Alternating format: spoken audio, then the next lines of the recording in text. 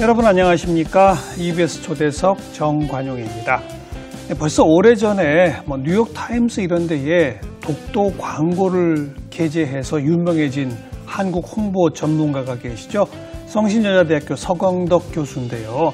한국 홍보 활동 하신 지가 벌써 사반세기 25년이 넘었답니다.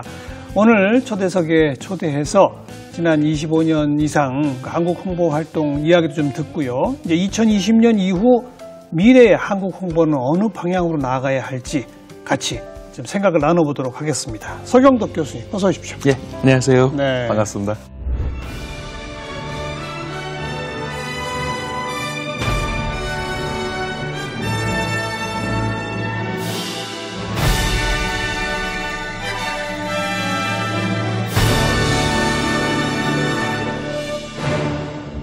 아니, 아직도 젊은이인 줄 알았는데 25년이 네. 훌쩍 넘었어요? 그 일을 하신 지? 예, 아직은 젊습니다. 예. 하다 보니까 정말 저도 이렇게 오랫동안 꾸준히 하게 될지는 솔직히 처음 시작할 땐 예상을 못 했었는데요. 그러니까요. 하다 보니까 또 재미도 있었고, 그래도 또 나름 성과도 조금 있었고, 그래서 더 한번 열심히 해보고자 노력하고 있는 중입니다. 제가 좀 결례임에도 불구하고, 젊은이인 줄 알았는데 이런 표현을 쓴 게, 예. 처음에 서광덕 교수가 우리 국민들 뇌리에 알려진 게 참 기특한 젊은이로 알려졌거든요. 감사합니다. 대학생인데 예. 자기 돈 들여서 이런 활동한다 그래서 그렇게 알려지기 시작한 거잖아요. 예, 맞습니다. 그게 언제예요, 그러니까? 그게 벌써 진짜 20여 년 훨씬 넘었네요. 그때 처음 유럽 배낭여행을 떠나게 됐습니다. 왜냐하면 몇 학년 때? 그때가 2학년 때 대학 기억을 2학년. 하고 있습니다. 군대도 안 갔다 오고? 예. 이야, 진짜 어린 나이인데. 그래서 그때 여권 만들기도 쉽지도 않았던 시절이었죠. 군대를 아직 안 갔었기 때문에. 예. 근데 그 상황에서 요즘은 이제 글로벌이라는 단어가 굉장히 많이 사용되고 있지만 그때 이제 세계화라는 단어가 처음으로 대두되기 시작을 했던 때였어요. 그래서 궁금했습니다. 과연 세계가 어떻게 돌아가는지. 근데 나가고 나서 너무 큰 충격을 받았어요. 왜요? 너희 나라 어디 붙어 있네요. 코리아가 어딨냐고? 예. 너희 나라 어떤 언어를 쓰냐. 너무나 진짜 제가 충격을 받았습니다. 어린 나이에. 그때 당시 우리가 대학교 갓 졸업했을 당시에 우리 고등학교 사회교육 과목 선생님들이 늘 세계 경제 11위 대국이다. 그럼요. 항상 대자를 붙여서 알려줄 만큼 예. 나와서 프롬 코리아라고 외치면 굉장히 많은 외국인들이 알아줄 줄 알았는데 그건 우리들만은 큰 착각이었다라는 거죠. 나가봤더니 아무도 모르더라. 예. 그래서요. 그래서 이제 충격을 받고 이건 아니다. 뭔가 좀 해봐야 되지 않을까. 네. 그래서 그때는 이제 2달, 여름방학 7월, 8월, 이제 다니면서, 한 가지 소식을 접했던 게요. 그러니까 89년도에 처음으로 배낭여행 자율화가 생긴 이후에 저도 몇 년 안 돼서 이제 나간 거 아닙니까? 근데 이제 90 몇 년? 95년, 6년 그때쯤 된 것 같습니다. 그러다 보니까 그때 이제 파리로 때 한국 배낭여행들이 잠깐 이렇게 모인다는 소식을 들었어요. 야, 이건 또 한 가지 기회가 될 수 있겠다. 그날이 어떻게 보면 우리나라의 광복절이기도 하지만 세계 젊은이들 입장에서는 제2차 대전이 끝난 종전일이죠. 예, 종전일이구나. 그럼 이럴 때 한번 우리가 멋진 또 한 행사를 이벤트를 한번 꾸며보면 우리나라 대학생들의 어떤 위상도 좀 알릴 수 있지 않을까. 그래서 다니면서 그때 무슨 SNS가 있었겠습니까? 아니면 폰이 있었겠습니까? 그냥 입으로 전달을 했던 거죠. 그냥 여행 중에 마주치는 배낭 여행객들한테 우리 8월 15일 날 모이자. 파리 에펠탑 광장에서 한번 모여보자. 그래서 우리 광복절 행사를 해외에서 한번 열어보자. 즉흥적으로 떠오른 아이디어예요? 맞습니다. 그래서 한번 해보자. 그래서 이제 제가 주최를 한다 이런 얘기는 솔직히 조금 쑥스러워서 못하고 그런 행사가 열린다고 하더라. 그래서 이제 사람들한테 전파를 하는데 정말 제가 놀랐던 게 몇 명이 모였어요? 그때 한 300여 명이 모였습니다. 정말요? 예. 야, 그 배낭여행객이 많긴 많았군요. 그때 당시 이제 처음으로 시작됐던 붐이었는데 그때 가장 많이 모일 수밖에 없었던 큰 이유가 저랑 다들 비슷한 생각을 했던 거죠. 한국인들 무시하고 아시안들 그죠? 잘 모르고 하다 보니까 차이니스, 재패니스 대부분 그러잖아요. 맞습니다. 중국에서 왔지? 다 그랬었던 때였거든요. 그러니까 그분들도 다 저랑 똑같은 마음이었던 것 같아요. 모여서 뭐 했어요? 모여서 일단 딱 모였는데 이제는 뭔가 해야 되잖아요. 그래서 제가 이제 뭐 주최자니까 어쩔 수 없이 이제 가운데로 나갔습니다. 광복절에는 만세삼창이 먼저 나와. 근데요, 저는 진짜 딱 3창만 요구했습니다. 사회자로서. 네. 거의 한 300창 했습니다. 300장. 제가 그만하라고 할 정도로. 예. 근데 그러면서 갑자기. 대부분이 대학생들이었죠. 그죠. 대학생들 많았고요. 이게 이제 만세삼창이 시작되다 보니까 주변에 있는 이제 어르신들이 이제 단체관광 오셨던 분들도 더 많이 모이시게 되는 거죠. 그러다가 우리가 또 아리랑도 부르고 함께 아리랑 목동도 하다 보니까 외국 배낭여행 때 다 몰리는 거예요. 외국인들까지. 이게 무슨 행사냐 막 이래가지고요. 예. 그래서 이제 전체적으로 행사가 잘 맞추고, 예. 어떻게 보면 저의 해외에서의 가장 첫 시작이군요, 그게. 시작 행사였고요. 지금으로 따지면 최초의 플래시모비 아니었냐는 생각이 듭니다. 그렇죠. 예. 그래서 입으로 전달이 됐다가. 네, 그래서 이제 그 다음 해에는 이런 행사가 좀 정착됐으면 좋겠다는 생각이 들어서요. 제가 오히려 학교 다니면서 막 포스터를 붙여서 이제는, 제대로 8.15 광복절 행사를 한번 연례적으로 제대로 한번 만들어보자. 그러니까 국내에서 대학에 포스터를 붙였다는 거죠? 예. 우리 배낭여행 갈 사람들 8월 15일에 맞춰서 어디서 모입시다, 뭐 이런 식으로? 예. 그리고 그쪽에서 좀 주최해볼 사람은 미리 연락을 달라. 그때 당시 삐삐 번호도 남기고 그랬죠. 예.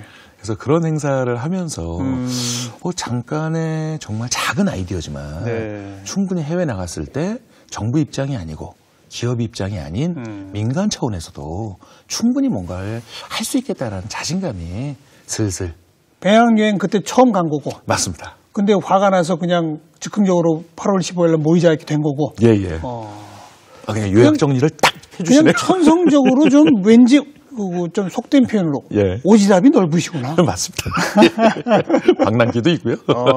예. 그리고 이제 그 다음에는 아예 준비해서 그걸 했고. 이제는 뭔가는 좀 한번 체계적으로 한번 해보자. 95년에 이거를 한번 광복 50주년에 전 세계에 한번 대한민국을 우리가 이제는 해방 50년이 됐는데 대한민국을 아직도 이렇게 모르는 사람이 많은 걸 이제 느끼게 됐잖아요. 한번 제대로 알려보자. 그래서 뭘 한번 해볼까 많은 고민을 하다가요. 이거 뭔가 세계 토픽에 한번 나가봐야겠다.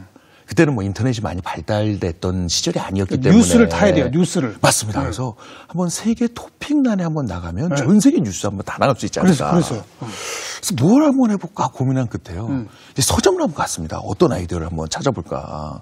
그래서 봤는데 마침 기네스북이 있는 거예요. 그래서 그걸 싹 봤는데 세계에서 가장 큰 국기가 하나 딱 있더라고요. 국기 에피소드 그 얘기구나. 맞습니다. 이거를 한번 우리가 전 세계 최고의 최대 크기의 제일 큰 태극기를 한번 만들어보자. 그래서 이제 헬기 띄워서 위에서 찍어가지고 한번 해외 토픽에 내보자. 좋아요. 자신 있었죠. 네, 그래서 딱 그 아이디어가 생기자마자 한 달 동안 일단 후원을 받으러 다녀야 되잖아요. 그래서 1000회사를 거의 한 50여 군데 넘게 다녔던 것 같아요. 이런 옷감 이런 왜냐면 거 파는데 이제 기기를 만들어야 천이 있어야 되니까. 그때 당시 제 기억으로 3대2 비율이어서 이 150m, 100m나 하여튼 되게 굉장히 큰 걸 한번 왜냐하면 가로 150m, 세로 100m. 왜냐하면 그때는 여의도 광장이 있었거든요. 그럼 여기에 펼치면 되겠다. 그래서 이제 후원이 잘 됐습니다. 1000회사에서 주겠다고? 후원을 해주겠다고 했고 너무 의미 있는 일을 대학생들이 준비한다고 하니까. 그래서요. 그러면 이제 필요한 건 페인트잖아요. 그려야죠. 그 페인트도 어마무시하게 드는 거예요. 그 크기에 건강감리를 하려고 하면. 그래서 그것도 정말 우리가 의미 있게 우리 대학생들이 한번 손도장을 한번 다 찍어보자. 손가락도 5개고 50주년 딱 좋다. 그래서 모든 게 딱 준비가 다 됐었는데. 페인트도 협찬받고? 페인트도 협찬 결정이 났었습니다. 근데 그때 저희가 이제 경험이 너무나 미숙했던 거였죠. 이게 가로는 충분히 가능한데 세로가 이 100m를 펼칠 수 있는 데가 여의도 광장 갖고도 안 되죠. 안 되는 거예요. 안 되죠. 차도를 아마 다 덮어야 될 거예요. 맞습니다. 그리고 그거를 이제 왜냐하면 위에서 저희가 생각할 때는 그때는 이제 그 한 기업의 빌딩이 조금 높은 데가 또 있어가지고 좀 뭔가 이렇게 찍었을 때 각도나 이런 것도 충분히 가능하고 그 어린 나이는 안 되는 게 어떻게 있습니까? 국방부에 연락해서 한번 헬기 좀 빌려보자 막 이러면서 했었는데 헬기를 띄우기 전에도 그게 펼칠 곳이 없어서요.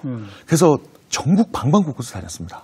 아, 좀 줄이지 그랬어요. 그래서 그래도 확실히 그래도 세계 1등이 한번 해보고 싶었던 거죠. 예. 기네스북에 한번 올려서 이거를 또 그때 당시에 이제 한국에 들어와 있는 세계적인 통신사의 사진 한 장이면 AP통신이나 뭐 이런 통신사의 사진이면 전 세계 일면에 실린다. 사진으로도 실을 수 있겠다. 일면은 욕심이고. 그렇죠. 아무튼 토픽은 된다. 예. 근데 결국은 안 됐군요. 그래서 못했습니다. 그래서 그때 처음으로 이런 일을 하는 데 있어서 어떻게 보면 큰 실패를 했죠. 그래서 참 그때 많은 것을 배울 수 있었던 그리고 좋은 계기였습니다. 본격적으로 서경덕 교수가 네. 우리나라뿐 아니라 국제적으로라도 알려지게 된 거는 뉴욕타임스 독도 광고죠. 맞습니다. 그게 몇 년이죠? 그게 지금으로부터 15년 전이니까 2005년입니다. 2005년? 예. 그 아이디어는 어떻게 나오게 된 겁니까? 2005년도에요. 교수님도 잘 아시는 것처럼 그때 작년으로 따지면 이제 불매운동이 굉장히 활발하지 않았습니까? 예. 근데 작년 이후에 가장 활발했던 곳이 2005년이었습니다. 왜냐하면 무슨 일이 있었죠 그때 이제 일본 한 지자체에서 다케시마에 조례 제정을 하게 됐던 거죠. 그래서 시마네현 맞습니다. 그래서 그때 당시 저는 이제 뉴욕에 가 있었습니다. 네. 왜냐하면 그때는 이제 광고를 내기 위해서 갔던 게 아니라 그때는 세계 유명 미술관 박물관에 한국어 서비스만 안 됐었거든요. 그래서 한번 뉴욕 메트로폴리탄 뮤지엄에 한국어 서비스를 만들어 한번 넘어갔었거든요. 근데 그 뉴스를 그냥 인터넷에서 접한 게 아니라 외신을 통해서 접했는데 남들이 봤을 때, 특히 외국인이 봤을 때 한국인들을 오해할 수 있겠더라고요. 왜냐면 일본 대사관 앞에서 막 부시고 막 뭐 불 지르고 막 예전에 그러지 않았습니까? 그런 장면들이 또 고스란히 보이면 너희 나라가 뭐가 모자라서 이렇게 감정적으로 대응하냐. 야, 이건 색다른 방법으로 한번 독도를 홍보해봐야겠다. 그래서 많이 고민을 했었습니다. 근데 뉴욕을 왔다 갔다 하면서 지하철을 자주 이용하다 보니까 어느 순간 다들 뉴욕타임스를 보고 있는 거예요. 그렇죠. 야, 이곳에 한번 광고를 내면 정말 세계적으로 큰 이 홍보 효과를 얻을 수 있겠다. 그렇죠. 그래서 이제 뉴욕타임스를 한번 찾아갔습니다. 그래서 얼마 드냐고 물어봤죠. 물어봤죠. 얼마래요? 깜짝 놀랐습니다. 그렇게 비쌀 줄 몰랐고요. 어마어마하죠? 그리고 일단은 중요한 건 당신은 정체가 뭐냐? 학생이다. 그때부터 이제 인상이 바뀝니다. 그렇죠. 뭐 여기가 어떤 데인지 이제 여기 광고가 돈만 낸다고 해서 내는 곳이 아니다. 그렇죠. 그 얘기를 딱 하는 거예요. 있어봐라. 돈은 내가 구해보겠다. 큰 소리 뻥 치고 나왔죠.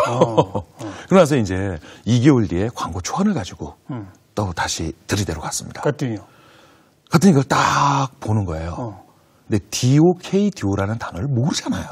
독도를 모르죠. 당연히 모르잖아요. 근데 뭐 이게 뭐냐고 계속 물어보는 거예요. 그래서 제가 뭐 손짓 몸짓 발짓해서 아는 이 모든 단어를 다 동원해서 설명을 했죠. 근데 왜 개인이 국가 현안에 관련된 문제 같은데 왜 당신이 내려고 하냐. 솔직히 정부에서 왔지. 안 믿는 거예요. 안 믿죠. 민간 차원에서 한다고 하니까. 그래서 다시 제가 한 일주일 뒤에 여러 가지 고민을 하고 다시 이제 가지고 갔습니다. 했는데 보자마자 1분도 안 보고요. 못 내주겠대요. 그때 저도 나름 화가 나기 시작하더라고요. 나름 광고주인데. 왜 안 되냐 물어봤습니다. 했더니 뉴욕타임스에 그때 당시 광고가 나가기 위해선 광고 안에 반드시 3가지가 들어갔어야 되는데요. 광고 낸 사람의 이름, 그리고 광고주 이름이죠. 그렇죠. 광고주 대표 전화번호, 대표 이메일을 반드시 광고 안에 넣어야 된다는 거예요. 그래서 제가 야, 이건 아니지 않냐. 왜냐하면 우리나라의 독도를 위해서 하는 광고인데 아무리 내가 냈다 하더라도 내 이름 서경덕을 이곳엔 못 낸다. 했더니 그때부터 또 의심을 하는 거예요. 그래서 그런 의심이 계속 있다가 끝내는 저희가 이제 딜이 됐던 게 그러면 웹사이트 주소를 하나 넣고 웹사이트 안에 들어가면 내 이름, 내 전화번호, 내 이메일을 공개하겠다. 뭐 몇 개월을 그걸 가지고 이렇게 싸우게 됐던 거죠. 근데 이제 가장 큰 일이 터지게 됩니다. 뭐요? 그래서 이제 이 웹사이트를 이 광고국 직원들이 다 들어가 본 거예요. 그때 당시 for the next generation.com이었습니다. 안에 들어가면 이제 독도에 관련된 영상도 하나 넣었고요. 광고 안에 그때 당시는 이제 비용이 별로 없다 보니까 6분의 1 사이즈의 박스 광고였거든요. 그래서 더 많은 신문 한 면 밑바닥에 6분의 1. 전체의 6분의 1 사이즈였습니다. 딱 들어갔는데 이 양반들이 제 메일 주소가 있는데 우리나라 사람들이 그때 당시 자주 썼던 포털 사이트 D사의 H메일이었어요. 예. 그래서 저도 이제 자주 쓰는 메일인가 거기다 넣어놨죠. 이 양반들이 그 메일을 처음 보는 거다 보니까 www.h.net을 친 거예요. 어떻게 나왔겠습니까? 뭐죠? 한글 윈도우가 안 깔리니까 샵 물음표 다 깨져서 나오는 화면이 거예요. 화면이 깨져버렸군요. 저를 더 의심하더라고요. 너희는 더 이상 못 믿겠다. 이 이상한 지금 뭐 이래가지고 웹사이트 너희랑 연결도 안 되고 딴 글쎄, 사람들이 와 그래가지고 5개월을 이런 우여곡절이 있었군요. 예. 그래서 그 이후에 제가 한국 한 인터뷰 언론 매체에 광고 나가고 인터뷰 연락이 와서 그랬습니다. 우리나라가 진짜 IT 강국인데 해외에서 어떤 상황이든 첫 페이지만큼은 안 깨졌으면 좋겠다. 예.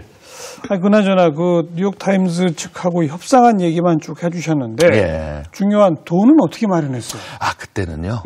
처음 비용은 제가 대학원 시절에 실은 이런 활동들을 계속 하다 보니까 기업과 어떤 대학생에 관련된 좋은 사회공헌 활동을 함께 기획해서 그 나이 또래에 비해서는 비용을 꽤 벌은 편이었습니다. 그래서 그거를 차곡차곡 모아놔서 이제 해외에 나갈 때 사용하기도 하고요. 그럼 순전히 자비로 그때는 첫 번째 해결. 순전 자비로 다 냈습니다. 대단하네요. 그래서 이제 내고 나서 한 몇 주 있다가 들어왔죠. 더 이상 돈이 없어서요. 뉴욕에 가시게 된 게 메트로폴리탄 뮤지엄에 한국어 서비스 없는 거 그거 해결하러 가셨다는 것도 결국은 자비로 그런 비용 가지고 가셨다가 그게 이제 뉴욕타임스 광고로 이어져서 이렇게 된 거로군요. 맞습니다. 맨 처음에는 광고를 내기 위해서 넘어간 게 아니라. 알겠습니다. 그다음에 워싱턴 포스트도 있고 또 여러 건 있죠. 그런 식으로. 맞습니다. 그래서 그때 당시 광고가 나고 나서 정말 놀랬던 게요. BBC에서 갑자기 연락 와서 인터뷰를 하자고 하고요.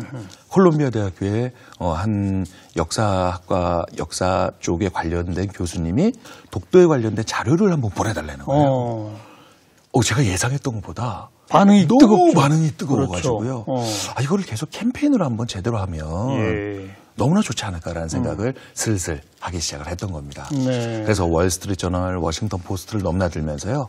왜냐하면 그때 당시 15년 전에는 아직까지 그 종이 신문이 특히 그 세계 신문은 굉장히 힘이 셌던 상황이었기 때문에요. 꾸준히 집행을 할 수 있게 됐습니다. 그런데 전부 다 광고 형식이었던 거 아니에요? 맞습니다. 전부 다 돈이 들어가잖아요. 맞습니다. 그걸 계속 자비로 못 하잖아요. 못하죠. 그때부터는 지금 후원이 왔나요? 맞습니다. 이제 두 번째 월스트리트저널 박스 광고를 낼 때는 실은 가족 광고였습니다. 가족?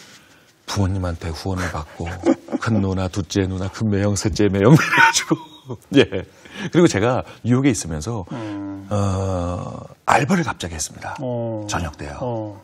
왜냐하면 이 뉴욕타임스 첫 광고가 너무나 반응이 좋아가지고 그럼 2, 3개월 내에 한번 연속성 있게 내봐야겠다. 근데 비용은 없고 그래서 하여튼 저녁 때 제가 개인 알바를 하기도 했었고요. 그러면서 이제 가족들한테 연락을 해서 이건 한 번은 더 내야겠다. 제가 뉴욕에 있다 보니까 한국에 들어가서 후원을 받을 수 있는 입장은 아니었잖아요. 그래서 이제 월스트리트저널 광고까지 그렇게 내고 그 이후에 너무나 잘 아시는 가수 김장훈 씨가 연락을 주십니다. 그쪽에서 먼저 연락을 준 거예요? 정말 멋진 젊은인 것 같고. 그 김장훈 씨도 좀 오지랖이 넓어요. 맞습니다. 한번 보자. 그래서 봅시다. 그래서 이제 저희가 만났는데 너무나 시원시원하신 거예요.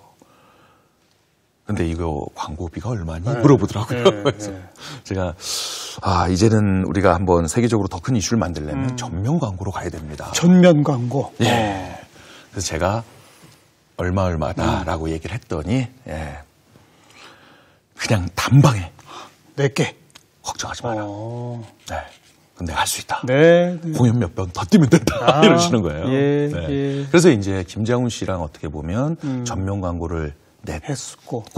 예. 김장훈 씨 외에도 다른 연예인들하고도 또 여러 후원이 있었죠. 맞습니다. 뭐 다른 정말 어떻게 보면 비용 후원이라기보다 자신 직접 모델 후원을 하셨던 분. 누구죠? 뭐 이영애 씨도 계시고요. 이영애 씨. 그다음에 또 미국에서 굉장히 또 유명하신 그 배우 김윤진 씨. 김윤진 씨. 그때 당시 로스트라는 드라마 때문에도 맞아요. 굉장히 많이 알려져서 네, 네. 예, 모델을 재능 기부를 해주셨고요. 그러면서 이런 많은 한류 스타분들이 그렇죠. 함께해서 더 큰 힘을 받을 수 있었습니다. 그리고 왜 뉴욕 그 42번가인가 예. 거기 광고판 있잖아요. 타임스퀘어요. 타임스퀘어. 네. 그것도 했었죠. 맞습니다. 그 하게 됐던 그것도 왜냐하면 뉴욕타임스가 여기가 이제 타임스퀘어 광장이라고 하면요. 뉴욕타임스 본사가 여기 있었어요. 두 번째 냈던 월스트리트저널 본사가 이쪽에 있었습니다. 왔다 갔다 하다 보니까 어느 순간 이렇게 딱 돌렸는데 광고판이 보이는 거죠. 야 여기에 한번 진짜 광고를 내면 세겠다. 라는 아이디어가 바로 떠오르더라고요. 네, 네. 그래서 그때 당시에 이제 또 비용을 김장훈 씨와 함께 해가지고 해서 첫 동해와 독도 광고를 내면서 굉장히 세계적으로 이슈가 됐었습니다. 네. This is part of Indonesia. Tokto. This is part of Korea.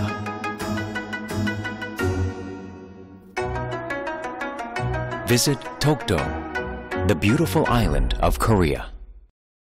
특히 그때 한 비하인드 스토리 한 가지만 덧붙여서 말씀드리면요. 처음으로 뉴욕 타임스퀘어 광고판에 저희가 계약을 다 하고 이제 광고를 시작해야 되는데 언론에서 그러니까 한국 언론에서 뭐 김장훈과 서경덕이 의기투합해서 뭐 타임스퀘어 이렇게 광고를 준비한다라는 게 조금 나왔었습니다. 네, 그때는요. 네. 우리가 준비하고 있다라고 했었으니까요.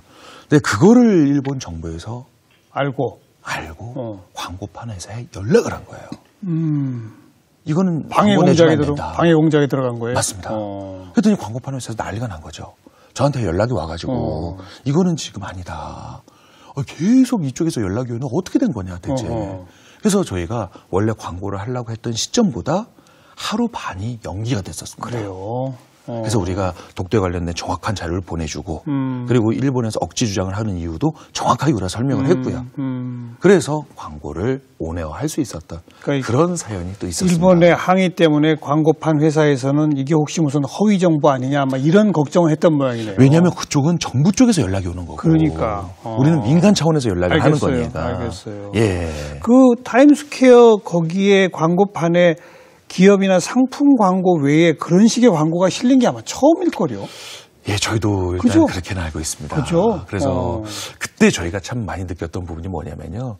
우리가 어떤 광고를 제작해서 광고 그 자체의 홍보력을 또 세게 갈 수도 있지만 예. 그 광고된 이슈로 언론을 통해서 세계적인 언론을 통해서 그러니까요. 한 번 더 홍보할 수 있겠다. 당연하죠. 라는 것들을 저희가 많이 느낄 수 있게 됐었습니다. 네. 근데 참 그때 운이 되게 좋았던 게요. SNS가 그때 이제 막 시작되던. 떠오르던 시절이었어. 특히 트위터가요. 네. 한국인 네티즌들하고 관광객들, 특히 이제 뉴욕에 계신 이제 우리 재동포분들, 유학생분들이요. 그 광고 보러 다 오신 거예요. 다 모여서 오셔서 사진 찍어서 퍼나르기 하고. 퍼나르기를 다 해주신 거예요. 예, 어떻게 보면 다 그분들 덕분에 맞아요. 더 많이 알려질 수 있지 않았나라는 생각을 하고 있습니다. 그리고 어디선가